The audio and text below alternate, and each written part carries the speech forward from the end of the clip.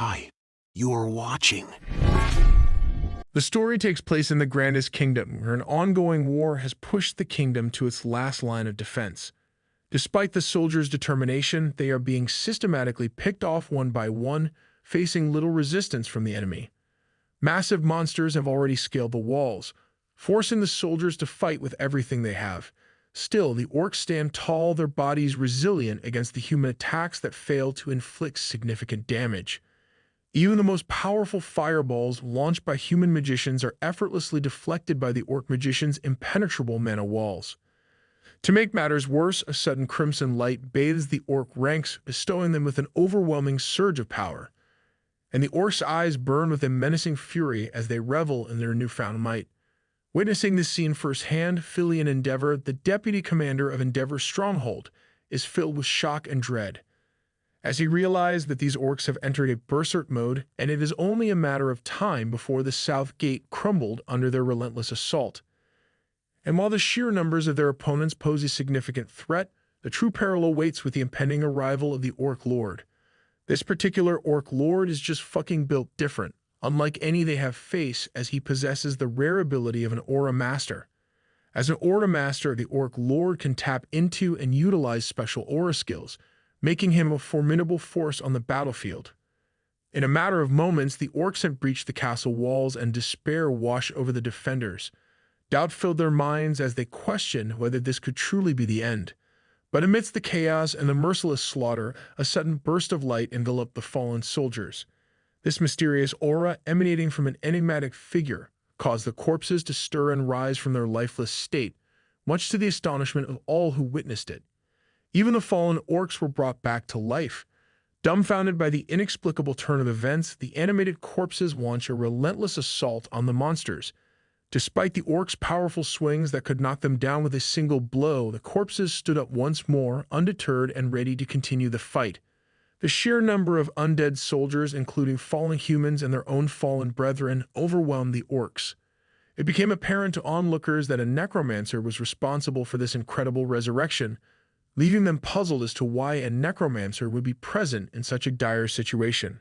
As the ranks of animated corpses multiplied with each passing minute, they directed their onslaught towards the Orc Lord.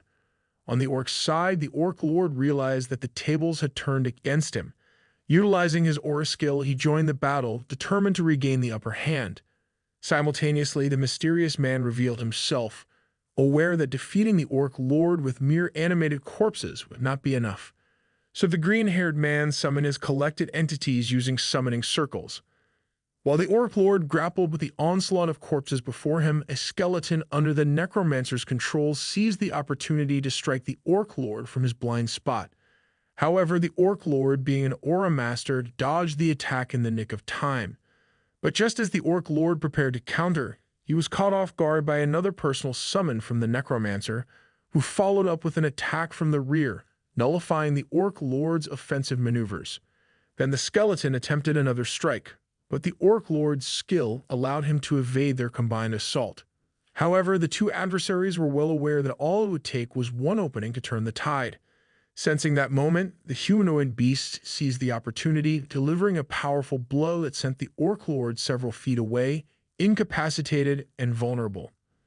Meanwhile, the onlookers were left in awe as they witnessed the vastness of the world unfold before their eyes. It was truly baffling to witness a necromancer, who possessed exceptional swordsmanship, taking part in the battlefield. Also, the personal summons of the necromancer proved to be more powerful than their own soldiers, surpassing even the might of the orcs. And the scene was surreal as blood from their fallen enemies flowed like rain, leaving the onlookers in shock. And disbelief painted their faces as they struggled to comprehend how a single necromancer had managed to turn the tides of the battlefield single-handedly. And despite the Empire's prohibition on black magic, a sense of gratitude emerged within them as they realized that the Necromancer and his creatures had effectively saved their ass from impending doom. Meanwhile, the Orc Lord couldn't help but commend the Necromancer, as he never expected that mere corpses could bring him to a halt. However, he warned the Necromancer not to think that he could defeat him with just that. In response, the Necromancer confidently complimented the Orc Lord, asserting his superiority over him. And observing the Orc Lord, the Necromancer saw a potential new companion and a usable body. With this realization, the Necromancer infused mana into his sword and swiftly leaped towards the Orc Lord. Still, the Orc Lord was unimpressed by the Necromancer's seemingly frail physique, so he activated his aura skill and blocked the blade from reaching him, and then he sliced this bitch up. However, he soon realized that it was merely a decoy. So in that split second, the orc instinctively attacked from his rear, only to find his strike intercepted by a bone wall that emerged from the ground. And with this, the Necromancer realizes that the orc's competence exceeded his initial expectations, so he decides to go all out for the sake of his survival as Andreas Cromwell and to protect those dear to him in this world. Activating his trump card, the Necromancer created an armor made of bones that enhanced his abilities. Seeing this motherfucker transform in front of him, the Orc Lord understood that this was his final battle and welcomed it with a smile, meeting the Necromancer head-on, making the ground beneath them tremble as their weapons clashed, creating shockwaves that reverberated through the surroundings. And the onlookers were left in shock as they witnessed the destructive power of the battle unfolding before them. However, even the greatest battles must come to an end. With a few more exchanges of slashes, both warriors prepared their most devastating attacks, aiming to bring the fight to a definitive conclusion. And the outcome of this epic clash would determine the fate of both combatants and shape the course of the battle. But before all of this madness unfolded, let's rewind a few months back to Rodland Academy, the Empire's most prestigious and nurturing academy, where promising individuals come to learn. Little did people know that the academy also served as a gathering place for those hiding their true identities. Deep within its walls, hidden behind a portal, a white-haired guy named Haron found himself frustrated by the sheer incompetence of his colleague, because Andreas had forgotten where he had left the body he had been working on for weeks, and considering the shady nature of their business as forbidden black magic researchers and necromancers, finding that missing body was of utmost importance. If someone were to discover their activities, it would be execution time, no questions asked. That's why they had to conduct their experiments in secret, away from prying eyes. Still, he found the body, and after setting everything up, they embarked on a ritual to reanimate the dead. Unfortunately, their attempt was a complete failure.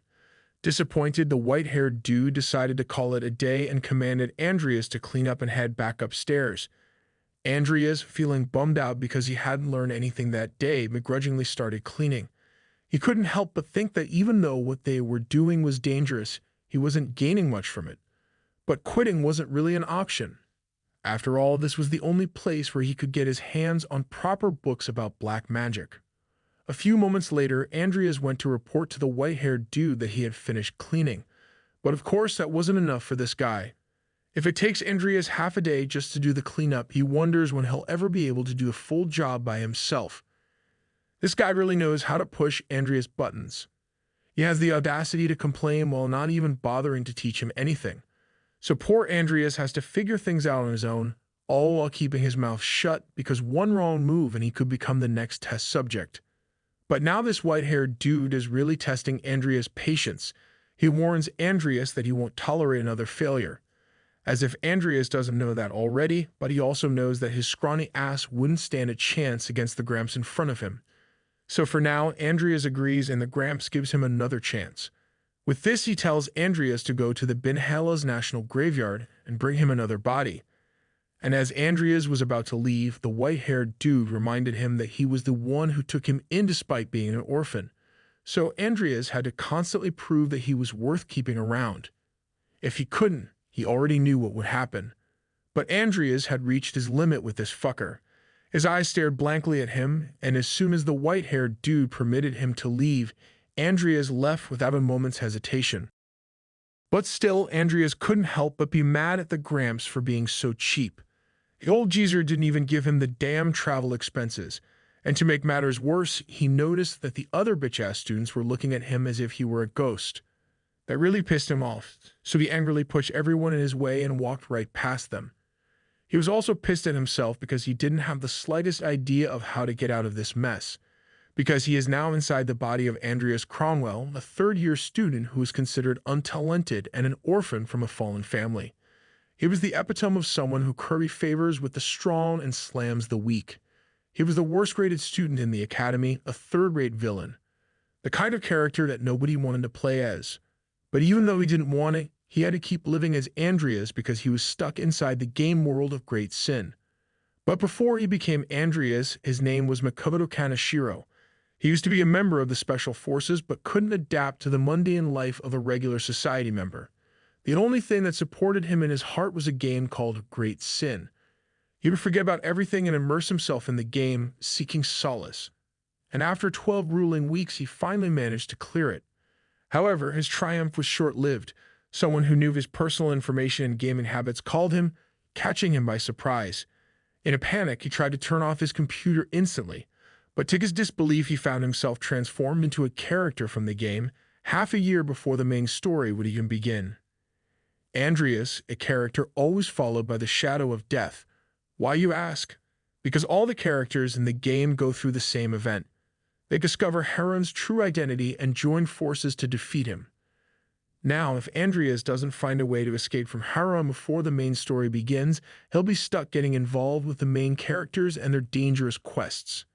He has no choice but to get stronger before it all starts. Thankfully, as a player who has played for 13 weeks, he receives 2 special traits. One of them is random, and he got the dual core trait, which allows him to use both magic and swordsmanship. However, leveling up both traits has become twice as challenging, but he doubts he can survive by focusing on just one of them. So he's left with the other main trait that he can choose. It's crucial that he selects one that synergizes the most with his necromancy. After all, it's not every day you find yourself battling evil forces with a pocket full of corpses and a half-assed skill set. So Andreas opens up the system window to choose his characteristic, and boy, there are a lot of options to choose from. There's the Chinese Dao path, weapons path, where he becomes a walking armory, skill steal, which would be perfect for snagging some sweet moves from his enemies, God Killer, for when he's feeling extra ambitious, and even Cunning Spider, because who doesn't want to be a sneaky 8-legged arachnid or become Spider-Man in a fantasy world? But none of these choices really synergize with his necromancy skill. Andreas, being the smart guy he is, decides to look at the ones he hasn't seen before. He's certain that the solution lies within these undiscovered skills. And just like that, his attention is instantly drawn to the evolution trait. It's the phenomenon that takes a living creature and turns it into something bigger and better. Andreas realizes that he hasn't come across this trait in the game so far, and what he really needs right now is something that will help him outgrow those castle walls and become a force to be reckoned with. Without needing to think any further, Andreas chooses the evolution trait. Suddenly, a glimpse of the future seeps into his mind. He envisions the incredible things this trait will bring him in this world. With his newfound confidence, he knows that he will not only survive but also conquer this game as Andreas, the evolved and unstoppable badass. A few moments later, Andreas finds himself inside the Maple Leaf dormitory. As he sits alone in his room, he contemplates his current situation. He realizes that in the game, Andreas was just a minor villain, but now, experiencing it firsthand, he feels incredibly powerless. He can barely conjure a single elemental magic spell, and his only immediate asset is his necromancy. That's why choosing the evolution trait was the best decision he could make. With determination in his eyes, Andreas decides to make a quick stop at the underground research room before heading to the graveyard. Since he knows he can't afford to waste any time, he needs to become stronger as quickly as possible. Not only for the upcoming event, but also because he's well aware that there are countless characters in this game who can kill him besides Heron.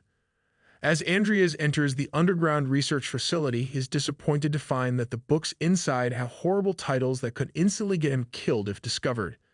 To make matters worse, there's something in the room that could kill him, and from what he observed yesterday, it's clear that she's a vampire. Vampires in this game are unfazed by direct sunlight and possess powerful magic. She's definitely not the kind of being that Harun can easily get his hands on. She's like a mid-game boss. To Andreas' surprise, the vampire calls out to him and offers to help him escape. She promises that if he lets her out, she'll kill Harun. She knows he's afraid that Harun will eventually try to kill him. However, Andreas remains unfazed because, as expected of a vampire, she saw through his caution with Harun. He realizes he hasn't been acting like Andreas for a while now, so maybe that's why she approached him. Curious, he asks her what she would do if he releases her, knowing there's no guarantee she'll let him go safely. In response, the vampire swears that she won't kill him, But Andreas isn't a fool. He knows that a higher being like her wouldn't just keep a promise for the human, so he doesn't blindly believe her words without taking precautions. He tells her that he needs to think about it, understanding that betraying his teacher right away would lead to troublesome consequences. The vampire isn't thrilled with his response, but she's unable to harm him beyond the confines of the cage. Andreas boards the train to head to the graveyard. He admits that the vampire's offer is tempting, but he decides to prioritize researching more about vampires before making any hasty decisions. Perhaps there's a book somewhere that can provide guidance on how to handle them. Soon after the train arrived at the Hartfall station, the gateway to the National Graveyard, Andreas disembarked and made his way straight to the graveyard. However, he quickly realized that due to the weak-ass body he was currently inhabiting in the steep road, he was easily out of breath. It dawned on him that in order to attain money, he would need to build up his physical strength. Still, he finally arrived at the place where black mages gather their corpses, the National Graveyard. Fortunately, he had a faint recollection of a code that only scavengers would know. With confidence, he approached the guard and proclaimed that he had come from Jenny's house, introducing himself as her third grandson. To seal the deal, he proudly declared that he had brought 13 Azure Sky Irises. And the guard was convinced by Andrea's clever ruse, so he allowed him to enter the graveyard. After entering the graveyard, Andreas met up with the grave digger, who seemed relieved that he had arrived just in time. As promised, the grave digger showed Andreas the knight's corpse.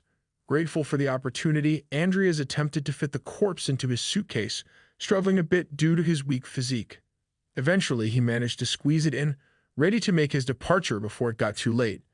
However, his attention was suddenly drawn to a familiar grave nearby. Upon closer inspection, Andreas realized that he had seen the name on the gravestone somewhere before. It suddenly clicked in his mind. He couldn't believe it. The grave belonged to the Aura Master Nicol Lifehill, someone who had spent decades in isolated training, devoted to the path of the sword, and had become an esteemed Aura Master. But, alas, even after achieving such mastery, he met his demise due to old age. It was one of the game's hidden Easter eggs, although Andreas couldn't help but wonder why they included it in the first place. In this world, however, nobody knew that Nicol had become an Aura Master in the end. After contemplating the options, Andreas realized that if he created a Death Knight using Nicol's body, he would become unstoppable. However, he also knew that even Harun couldn't create a high-ranking Death Knight. But after thinking it through, he decided to just do it. After all, if he evolves, it will be a different story, and he definitely needs a body with good latent abilities. So he asked Sir Payman, the grave digger, to allow him to take another body with him. But even before he could even mention which one, Payman immediately refused, concerned about jeopardizing his position. Payman insisted that Andreas must obtain Harun's permission first. So with no choice, Andreas pulled out an item to convince Payman to reconsider. He took a closer look and discovered it was a ring engraved with the Count's crest. Realizing that selling it could bring him a fortune, Payman couldn't believe he was actually offering it to him. Shocked by the gesture, Payman hesitated, doubting its authenticity. However, Andreas assured Payman that the ring was indeed real. As a mage, he valued results above all, and he promised to hide it from his teacher. Convinced by Andreas' sincerity, Payman finally succumbed to the bribe. Andreas couldn't help but smile at his successful ploy. Despite being the ring of a fallen noble household, its allure was still irresistible, and he knew it would help him in his quest for power. With the bribe successfully persuading Sir Payman, Andreas was granted permission to take the corpse of Nicol Lifehill. As an Aura Master, Nicol's corpse was remarkably well preserved, and Andreas couldn't contain his excitement. The clear future he saw yesterday was finally starting to unfold. The next day arrived, and they started examining the corpse they have just acquired. It seemed to be a usable body, which pleased Harun. And in his typical fashion, he ordered Andreas to take care of the regents while he was away, as well as the aftermath. While Andreas couldn't help but be surprised at the audacity of this old fool. He had just returned, and now he was being ordered around again. But despite his annoyance, he begrudgingly followed the orders. After all, he knew he performed chores better when he was irritated. Perhaps it was a strange bodily instinct kicking in. He had to finish this quickly so that he could start studying right away. And so he proceeded with determination. However, as he cleaned, doubts crept into his mind. Asking himself if he could really make use of Nicol's body at his current level and skill cause he is pretty sure that with his skill level, skeletons were the most he could work with for now. And while it might be possible to evolve things with the evolution trait, he couldn't be certain since he hadn't tried it yet. Furthermore, he didn't even have the money to practice on another body. Suddenly, Andreas's train of thought was rudely interrupted by the persistent vampire on the other side of the cage. She demanded to know how long he planned to make her wait. Annoyed by her whiny attitude, Andreas retorted that she should have been sleeping and that he didn't have time to deal with her. However, the vampire wouldn't give up, trying to convince him once again that she wouldn't kill him. Growing tired of her incessant chatter, Andreas decided to get closer to her to settle the matter once and for all. The vampire, thinking she had the upper hand, smiled smugly, waiting for him to speak. While Andreas couldn't help but wonder how Harun had managed to restrain the vampire. However, the book he had obtained earlier provided him with the answer. Lost in his thoughts, the vampire became curious as to why he remained silent while staring at her. She questioned whether he was still in doubt, but Andreas continued to remain unresponsive. She urged him to hurry up and make up his mind, warning that she might still kill him even if he were to release her. But just as she turned around, Andreas surprised her by declaring that he would let her out. He couldn't stand licking Harun's ass any longer. The vampire was excited to finally be freed from her restraints, but Andreas had one condition before granting her freedom. He demanded that she swear on her family's name not to kill him. And as he was saying this, Andreas was looking at her reaction and judging from it, Andreas deduced that the content of the book was true. When a vampire swears on their family's name, they are prohibited from breaking the promise. Surprisingly, the vampire willingly accepted his conditions, swearing on Lucifer's name. This ease of acceptance caught Andreas off guard. To add to the surprises, a system window popped up, notifying him that he had fulfilled the conditions and that an evolvable specimen had been detected, the vampire named Angela Lucifer. Her evolution probability was at 55%. This revelation astonished Andreas since the evolution probability appeared just because she swore. It seemed he could use it on other entities apart from his summons. This was his chance to test it out before using it on Nickel, as any mishaps wouldn't be his fault. While Andreas contemplated his next move, the vampire assumed he had deceived her. But as soon as he pressed the yes button on his system window, a sudden surge of mana penetrated her, causing her to scream like never before. Gasping for breath and drooling on the floor, the vampire demanded to know what he had done to her. But before she could finish her question, another surge of aura filled her to the brim, causing her to squeal once again. This time, however, she reached her limit and was instantly knocked out cold. Andreas found himself at a loss, unsure of what exactly had transpired. He told the unconscious vampire to pull herself together, but with no response, he could only swear in frustration. Now he had no idea whether he had succeeded or not. But since Andreas had learned one more thing about the evolution trait, he decided to continue his training. If he could evolve entities that were not his direct summons, then he could certainly evolve his own. So he thought it should be fine to summon Nickel right now. With this in mind, he prepared the magic circles and items and began summoning the skeleton. As the summoning process began, the system window appeared, informing Andreas that the basic necromancy had been activated and one corpse had been detected. The target capable of exercising necromancy had been detected, resulting in additional effects being applied. Therefore, Aura covered his body, but the amount of mana needed just to summon one skeleton was overwhelming, causing Andreas to panic. However, as he witnessed the body of Nickel rapidly decomposing and taking the form of a skeleton, he knew that the summoning was a success. So he regained his composure, and then the system notification revealed that he had summoned a legendary skeleton, raising his skeleton's summoning level from 1 to 3. Moreover, the corpse's level was extremely high, which resulted in bonus statuses being applied, leading to its tire being raised and transforming it into a skeleton soldier. As the corpse's level was transcendent, it retained some of its sense of self from the past. With such progress, Andreas felt relieved. It surpassed his expectations as the skeleton had become a grade higher than a regular one, and even its traits were impressive. And the mastery trait in particular amazed him. To think that a skeleton possessed such a trait was truly shocking. However, it made sense as mastery was a state of being at the pinnacle or ultimate stage of proficiency. It was attainable through effort and growth. There was no doubt that Nickel had truly been a sword master when he was alive. Unexpectedly, the skeleton communicated with Andreas through sign language, expressing that he would be in his care. This made Andreas smile, realizing that the same sentiment applied to him. A few moments later, Andreas found himself back inside his dormitory, staring at the calendar. It seemed like there was still about a year until Heron's death, and if he wanted to survive, there were a lot of things he needed to do. Luckily, even if he left his summoning skill alone, its proficiency was still rising. Anyways, Andreas decided to let Nickel out of the room for now. However, he quickly realized that it would be bad if someone saw him in his current state, so he decided to dress him up first. After a few moments, Nickel looked like a new man, and Andreas was convinced that no matter how someone looked at him, Nickel appeared just like a human. To his surprise, Nickel started swinging his imaginary sword, confirming that the Easter egg description was true. He died while training, and he's still training even though he's dead. But it was a good thing for Andreas anyway, so he wasn't bothered by it and let Nickel swing his imaginary sword whenever he wanted. And since Andreas had finally found a way to cultivate his double shit trait, he asked Nickel to teach him swordsmanship. After all, who better to learn from than a swordmaster who continued to train even in death? And just like that, Nickel began teaching Andreas how to wield a sword properly. As Andreas tried to follow his instructions, he noticed that his body was creaking like crazy.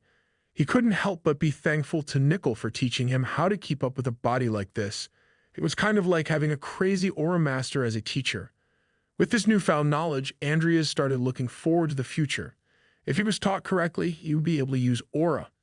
He imagined himself being able to switch between aura and mana, no longer needing to choose just one. After all, he had the dual core trait, which allowed him to use both the mana in his heart and his dantian. Although he knew it would be challenging to grow, he believed that once he got past the initial stages, he would become stronger than anyone else, just like the great Emperor Edmund, the one who founded the empire. However, his train of thought was abruptly interrupted by a pinch from Nickel. Andreas was surprised and asked why he did that. Nickel explained that Andreas needed to focus because he was now the teacher and he would be on strict mode.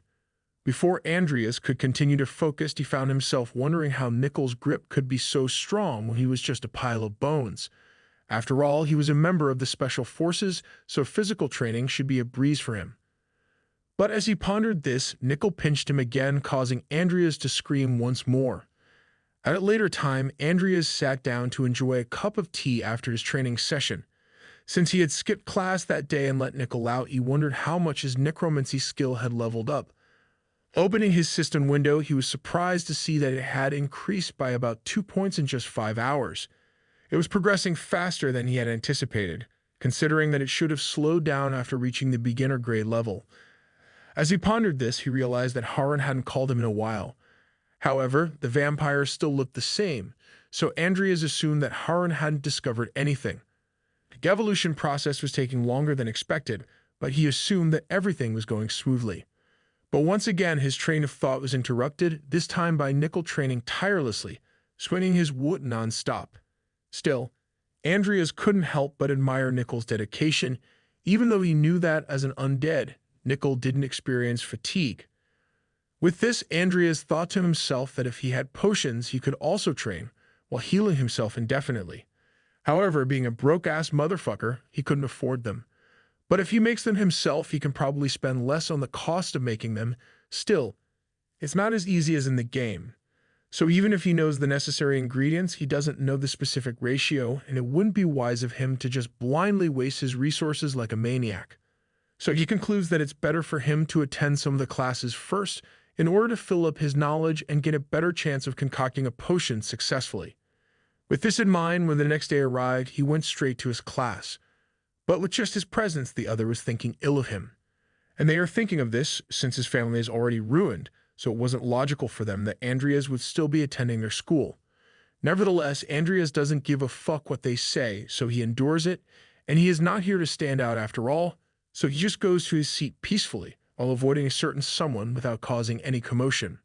Soon after the class started, Professor Vauban began his lecture on intermediary medicinal herbalism. Andreas was initially relieved that the lectures seemed to align with the game's contents and events. He eagerly awaited the part about mixing rates, anticipating familiar information. However, his excitement turned to shock when the professor discussed a physical reinforcement potion with numerous side effects, which didn't match Andrea's knowledge from the game. Feeling perplexed, Andreas stood up and raised his hand to ask a question. The professor granted him permission, and Andreas inquired why the professor didn't include Hong Pishi extract and Madarita root bark in the potion. His question surprised everyone in the room. However, this particular professor proved to be a natural-born douchebag. Instead of providing a meaningful answer, he responded with mockery, suggesting that if he would like to add those, he should make a soup instead, which made the other students burst into laughter at Andrea's expense. But despite the ridicule, Andreas remained undeterred. He knew that the ingredients he mentioned were necessary for creating a physical reinforcement potion. He assumed that perhaps this particular recipe hadn't been discovered yet.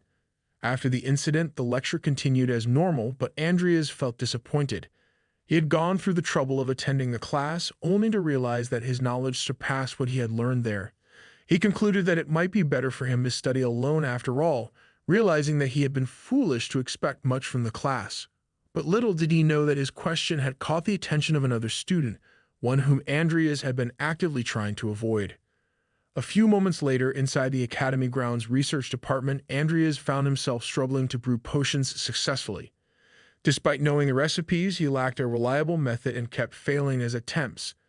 Additionally, the cost of materials was higher than he anticipated, and he was worried about going broke if he continued like this. He couldn't help but think about how great it would be if someone could assist him, but he quickly dismissed the idea, believing that no one would bother helping a trashy person like him. Lost in his self-pity, the door suddenly opened, revealing a white-haired girl who seemed to be searching for him. Andreas was taken aback by her presence. He wondered why a playable character came here.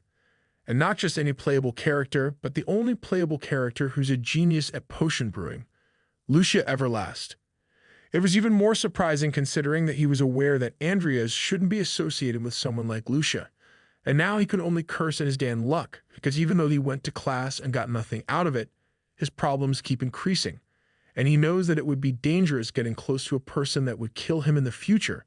But luckily, he's a master of negative riz, so he decided to leave her be in hopes that if he ignores her, maybe she will leave. But Andrea's tactics to ignore Lucia proved to be ineffective as she continued to interact with him, showing curiosity about his experiments. He tried to brush her off by claiming it was a secret and turning away, but Lucia wasn't deterred so easily. After all, it's not like she thought someone like Andreas would make the first move. So she took the initiative and asked him to study with her. Now, before your naughty thoughts start running wild, let's talk about the ranks in the world of great sin. In this world, both talents and their ranks are important factors. And here's a fun fact. The shorter the name, the stronger the talent. For example, movement represents the highest level of physical abilities, while motion prowess would be a grade below it.